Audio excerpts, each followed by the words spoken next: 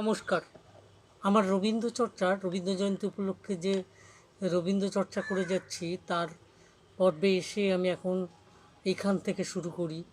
ওই যে সংকোচেরই বিহ্বলতায় নিজেরে অপমান, সংকটেরই কল্পনাতে হয়েও না ম্রিয়মাণ। আমি আগের পর্বে আপনাদের বলছিলাম দানবের সাথে সংগ্রাম তারে প্রস্তুত হতেছে ঘরে ঘরে।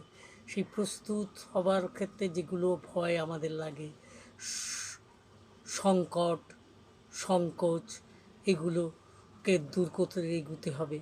সেইগুলো দূর করার জন্যই রবীন্দ্রনাথের পথেই বলতে হবে, আমি ভয় করব না, ভয় করব না, দুবেলা মরার আগে মরব না ভাই, মরব না, শক্ত যাতাই সাধ্যে হবে, মাথা তুলে রইব ভবে, বিপদ যদিও সে পরে ঘরের পর নড়ব না, আমি ভয় করব না, ভয় করব না।